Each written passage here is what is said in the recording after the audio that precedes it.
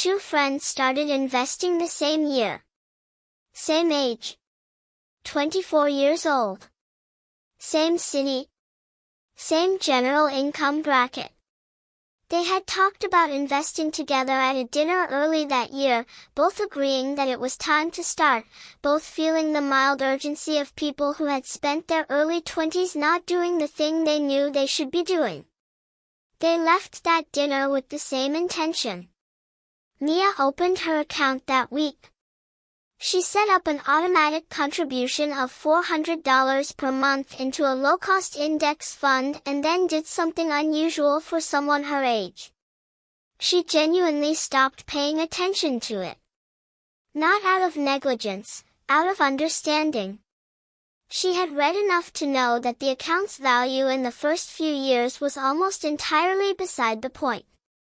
She checked it twice a year, rebalanced once a year, and otherwise treated it as a background process running in her financial life while she focused on other things. Her friend Jordan also opened an account that week. He contributed the same $400 per month for the first 3 months. Then the account had grown to $1,240, and he felt the specific disappointment of someone who expected to feel something and didn't. He had been contributing $400 a month. The account had grown $40 beyond his contributions. He was earning, in his own rough calculation, about $13 a month on what felt like a meaningful sacrifice. He stopped contributing.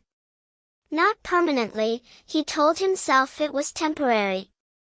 He would restart when the account felt like it was actually doing something. He restarted 18 months later, a little guilty, a little behind.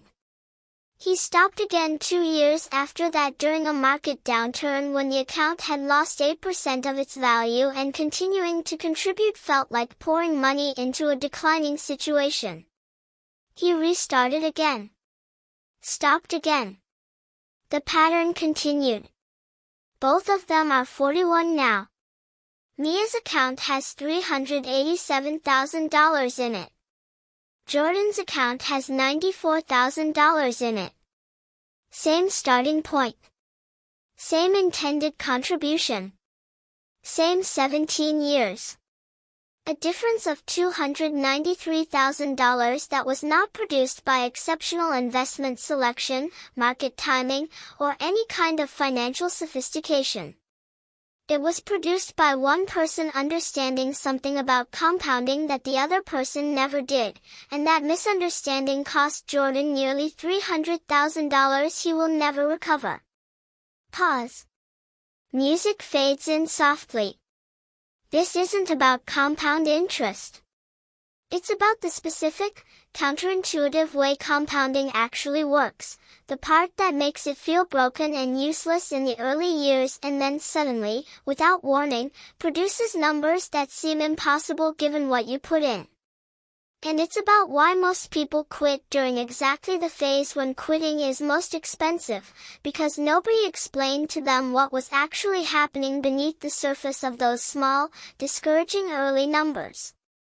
I'm going to show you the real rules of compounding, the ones that explain why it feels slow when it isn't, why the timeline matters more than the amount, why the second half of your investing life does most of the work, and why every year of delay costs you more than the year before it. These are the rules that change how you see your account balance at every stage of the process. And once you understand them, the patience required to let compounding work stops feeling like discipline and starts feeling like the obvious thing. Transition to core content. Rule 1, compounding is not a steady process. It is an exponential one. And the human brain is fundamentally not equipped to intuitively understand exponential growth. This is the root of every mistake Jordan made. And it is the explanation for why so many intelligent, financially aware people abandon the very process that would change their financial lives. We are built to think linearly. When you save $400 per month, your brain models the outcome as approximately $400 times however many months you contribute. 3 years of $400 contributions equals roughly $14,400, plus a little bit of interest. That mental model is nearly correct in the early years.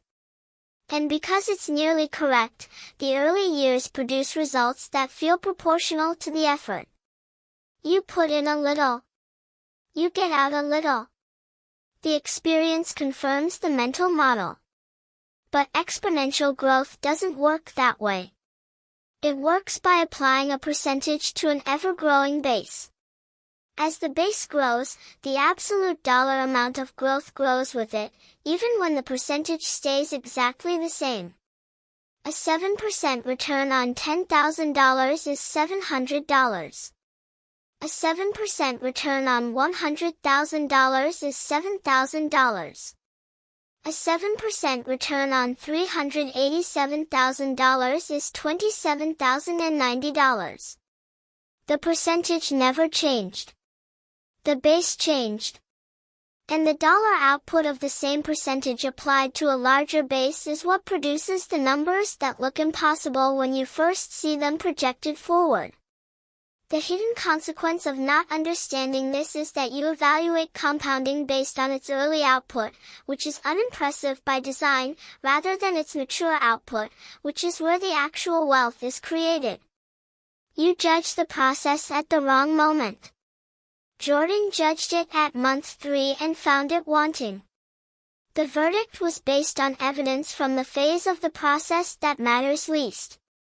Rule 2, the Rule of 72 is the single most useful mental tool for understanding what compounding actually does to your money over time, and most people have never heard of it. The Rule of 72 is simple enough to calculate in your head and profound enough to change how you see every investment decision you make. Divide 72 by your annual rate of return. The result is approximately the number of years it takes your money to double. At 7% annual returns, 72 divided by 7 equals approximately 10.3. Your money doubles roughly every 10 years. At 6%, it doubles every 12 years. At 8%, every 9 years. Here is what this means in practice. If you invest $10,000 at 25 at 7% returns, by 35 it becomes $20,000. By 45, $40,000. By 55, $80,000. By 65, $160,000. The same initial $10,000 investment, touched once, never added to again, becomes $160,000 in 40 years through nothing but time and a reasonable rate of return. But here's what most people miss. The doubling periods are equal in years but profoundly unequal in dollars. The growth from $10,000 to $20,000 and the growth from $80,000 to $160,000 both take 10 years. But one produces $10,000 and the other produces $80,000. The later doublings are doing 8 times more dollar work in the same amount of time. This is why the later years of a long investment horizon are worth so much more than the earlier years. Not because anything changes about the process. Because the base has grown large enough that the same percentage produces a result that looks disproportionate to what the process required. The patience in year 1 produces the extraordinary number in year 35. They are the same process. They look nothing alike. Rule 3, the most expensive decade of your investment life is the decade you don't invest, and the cost of that decade rises with every year you wait. This is the rule that explains the $293,000 gap between Mia and Jordan more precisely than any other. It is a well-known mathematical fact that money invested earlier in life produces dramatically more wealth than the same money invested later. What is less commonly understood is that the cost of delay is not linear. It accelerates. Every year you wait costs you more than the year before it, because the year you're not investing is a year that would have been compounding a larger base than the year that preceded it. Here is the concrete version. If you invest $5,000 today at 7% annual returns for 30 years, it will be worth approximately $38,000. If you wait 5 years to invest that same $5,000, it has 25 years to compound and becomes approximately $27,000. The 5-year delay cost you $11,000. But if that same money had started 10 years earlier instead of today, if you're calculating the cost of the 10 years you've already not invested, the loss is not $11,000. At 7% for 40 years, $5,000 becomes approximately $75,000. The 10-year delay cost you $37,000 on a single $5,000 investment. I'm not done yet. The delay doesn't just cost you the growth on that money. It costs you the compounding that would have occurred on all subsequent contributions as well. Jordan's 18-month gap, his 2-year gap, his various pauses, each one didn't just lose the growth on the missing contributions. It shortened the compounding runway for every dollar already in the account. The pauses were multiplied by everything that was already there. Rule 4, the first $100,000 is the hardest money you will ever build, and every dollar after it is progressively easier, because the base is doing more of the work. Charlie Munger, Warren Buffett's longtime partner, has said that the first $100,000 is the hardest. This is not encouragement. It is a mathematical observation about how compounding works at different base levels. When your account has $5,000 in it, 7% annual returns add $350 per year. Your $400 monthly contribution adds $4,800 per year. You are doing 93% of the work. Compounding is contributing 7%. At this stage, your behavior, the act of contributing, is almost everything. The compounding is a minor supporting character. When your account has $100,000, 7% returns add $7,000 per year. Your $400 monthly contribution adds $4,800 per year. The ratio has inverted. Compounding is now contributing 59% of the annual growth. You are doing 41%. You have crossed a threshold where the money is working nearly as hard as you are. When your account reaches $387,000, where Mia is today, 7% returns add $27,090 per year. Her $400 monthly contribution adds $4,800. She is doing 15% of the work. Compounding is doing 85%. She has reached the point where even if she stopped contributing entirely, the account would grow by $27,000 this year from the balance already there. The psychological insight is that the early phase, where your behavior is everything and compounding is minimal, is the phase that feels most discouraging. You are doing all the work. The account seems barely aware of your effort. Most people quit during this phase, not understanding that the phase where compounding takes over and does most of the work is directly on the other side of it. Jordan quit in the phase where every dollar of your effort is essential. He never reached the phase where the account does the heavy lifting. Rule 5, investment returns compound. But so does inaction, and the compounding of inaction works against you with the same mathematical force as compounding works for you. This rule is the most uncomfortable one in this video and the most important. Every year that passes without investment is not a neutral year. It is a year during which the base that your future returns would have been applied to fails to grow. The absence of compounding produces a cumulative deficit that grows over time in exactly the same way that the presence of compounding produces a cumulative surplus. Here is how to feel the weight of this. If Jordan had contributed consistently for all 17 years at $400 per month, his account today would be approximately $166,000 from contributions alone, 17 years times 12 months times $400. His account has $94,000.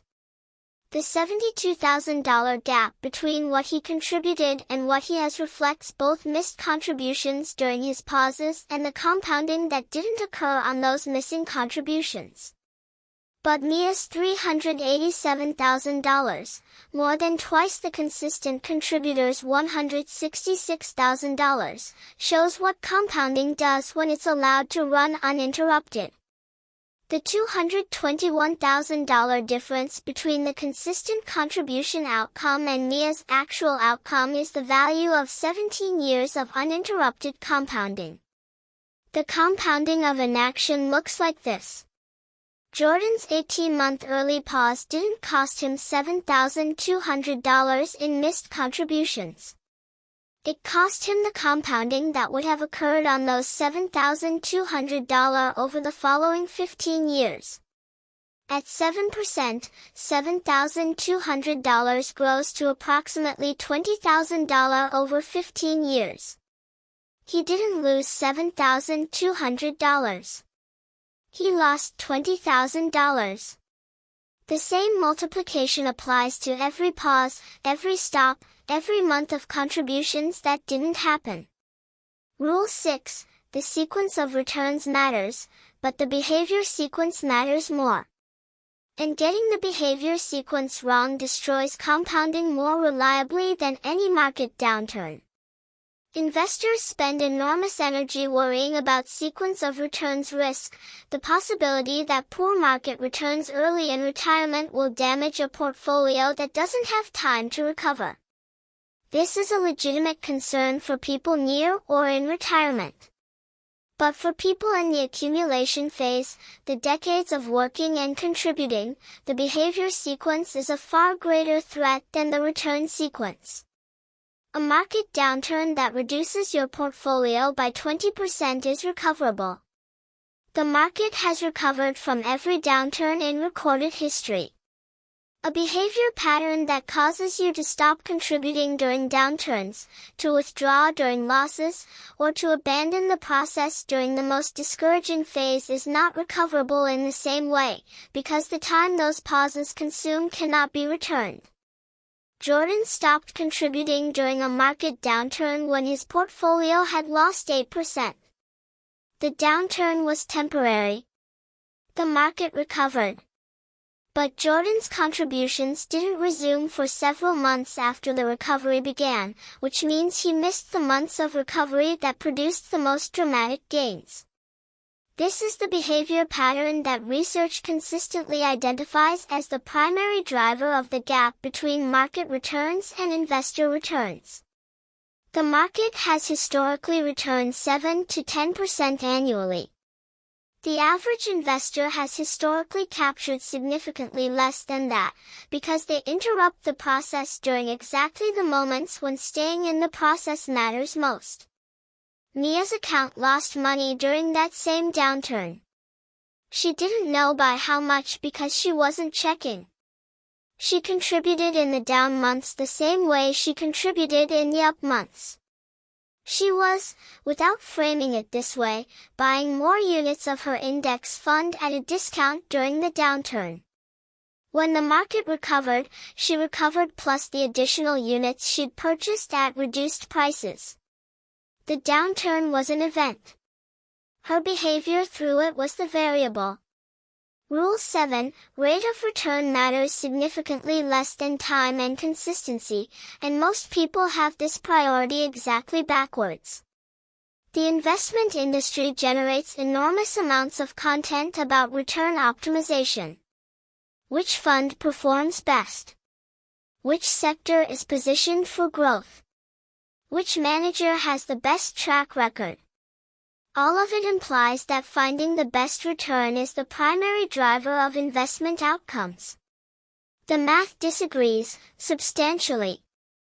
Consider two investors, both contributing $400 per month for 30 years. Investor A earns 8% annually, an optimistic but not unreasonable assumption.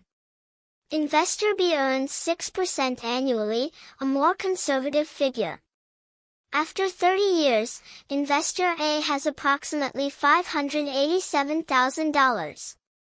Investor B has approximately $402,000. The 2% difference in annual return produces a $185,000 difference in outcome over 30 years.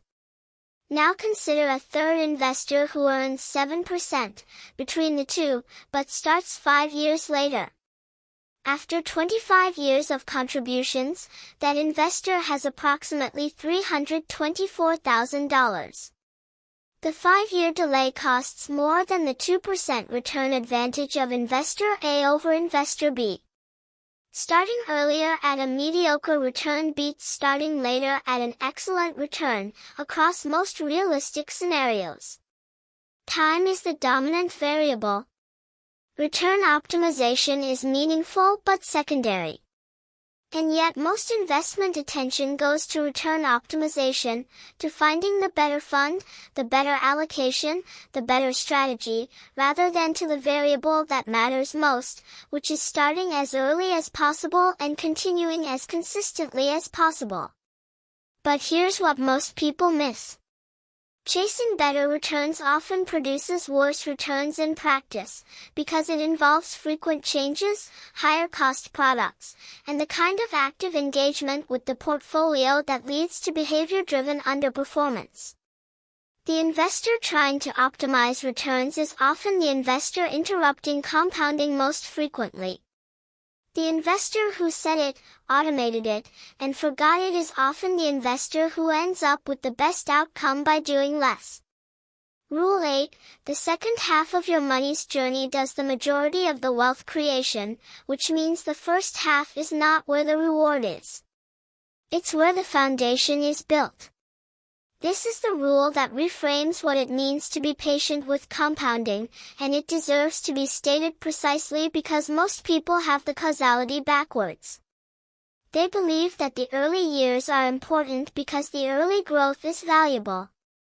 They are right that the early years are important. They are wrong about why. The early years are important not because of the growth they produce but because of the foundation they create for the growth that comes later. The $10,000 that doubles to $20,000 in the first decade is not valuable primarily because it became $20,000.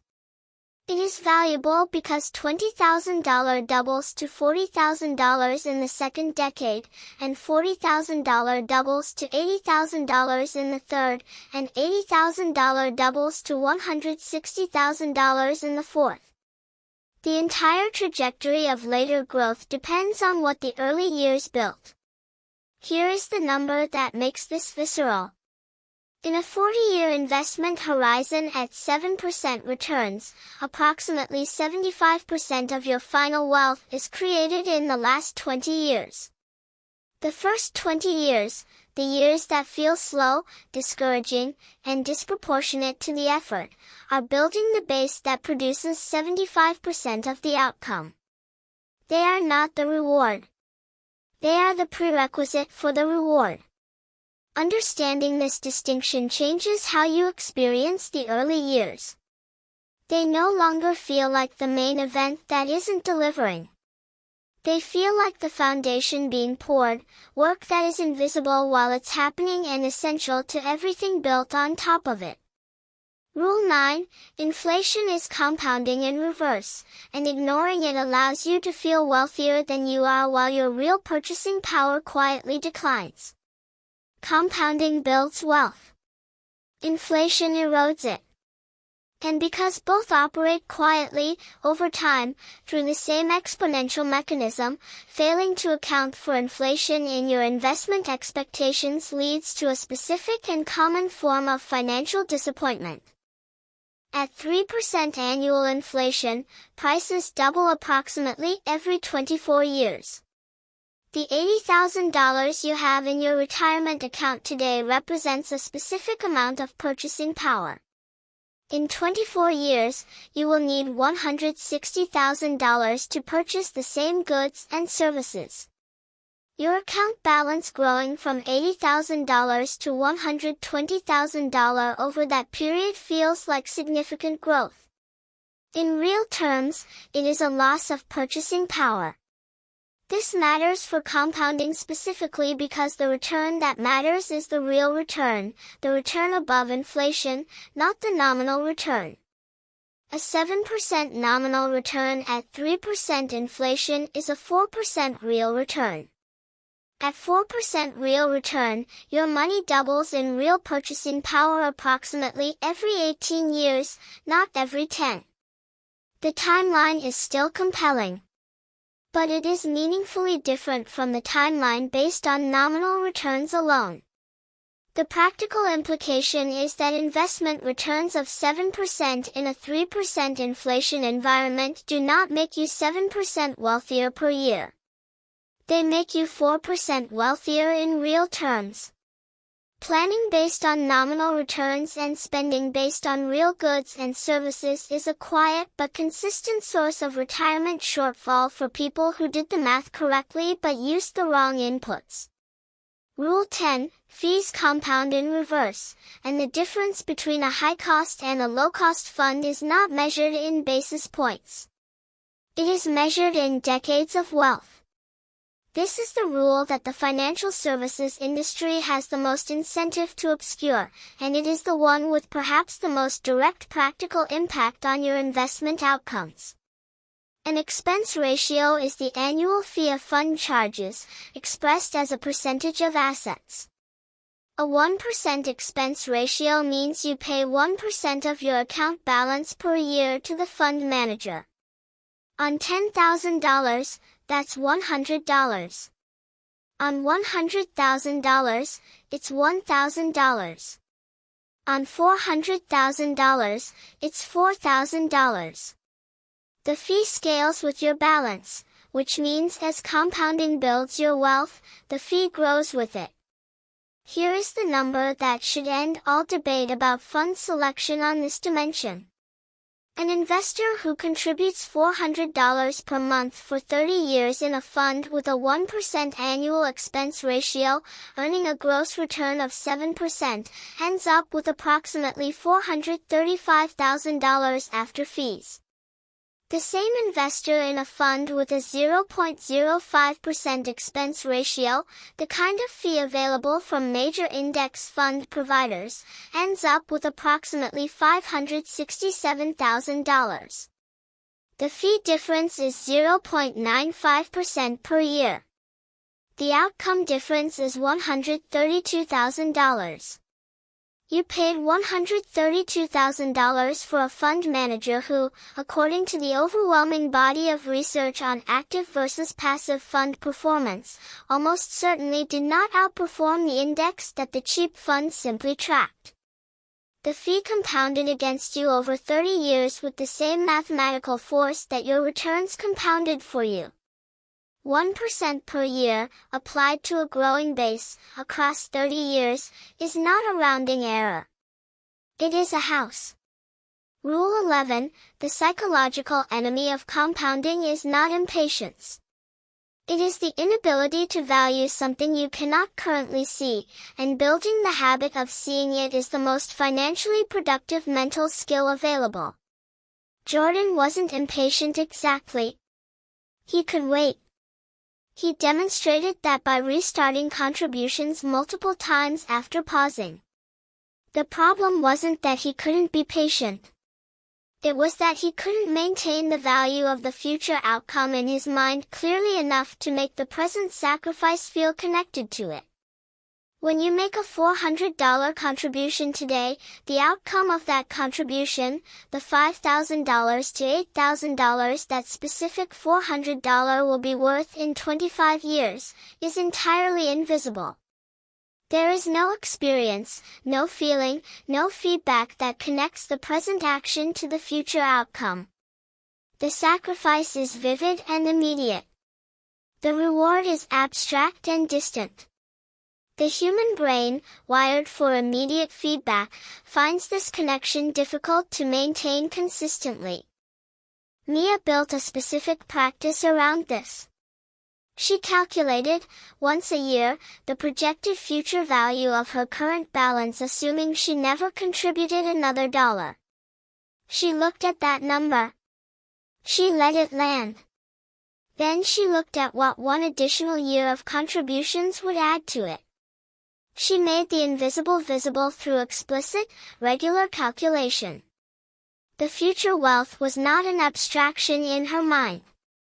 It was a specific number that she had calculated recently and that updated her emotional sense of what her contributions were worth.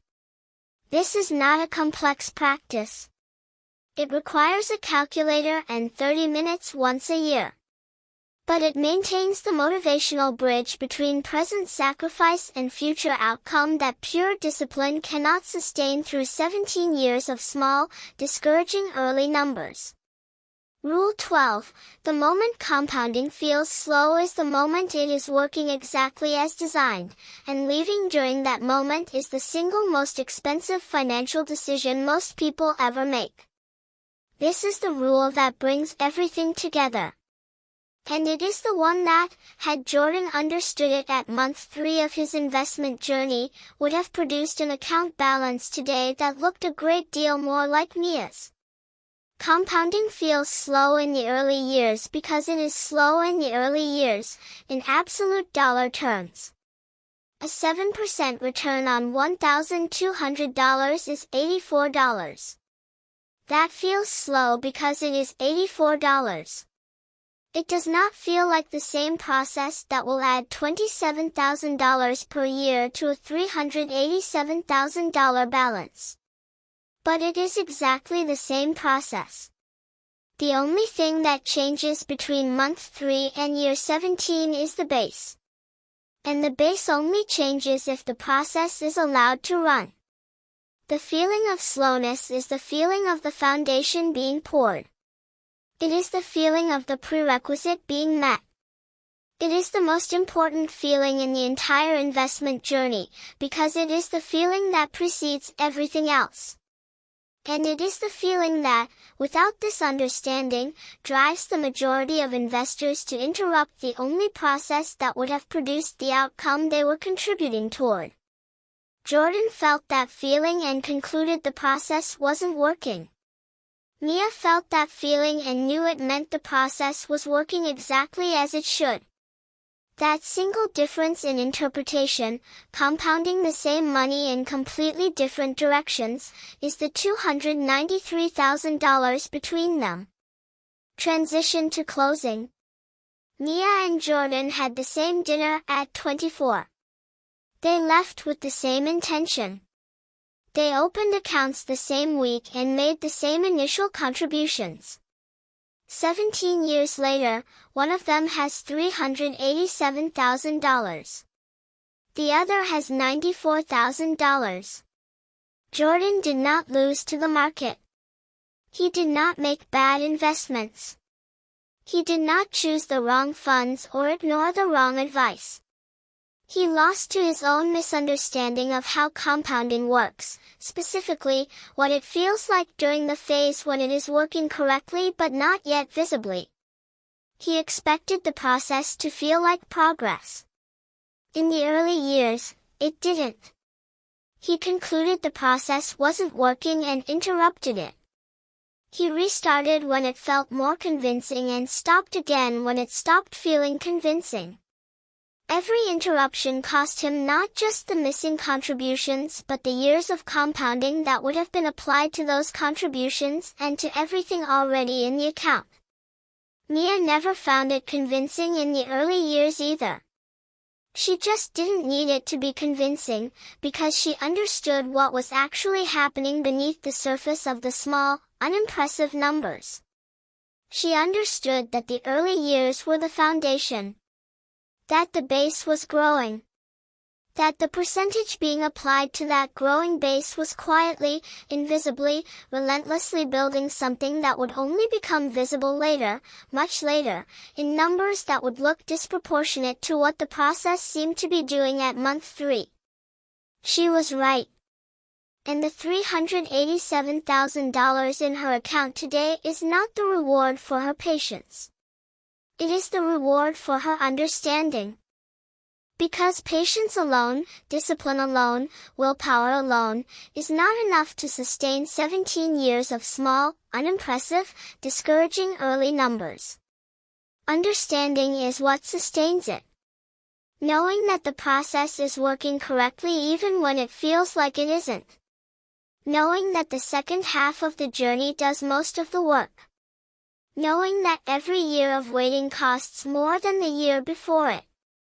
Knowing that the base is growing whether you're watching it or not. Compounding doesn't ask for much. It asks for time. And it asks you to leave it alone long enough to do what it does. Everything else is just patience in the presence of a process you understand well enough to trust. OUTRO, quiet, unhurried, deliberate. End card. If this video finally made compounding make sense in a way that changes how you see your account balance, share it with one person who stopped contributing because the early numbers felt too small to matter. The next video in this series shows you the exact calculation that makes your future account balance visible right now, the number that makes every present contribution feel like what it actually is.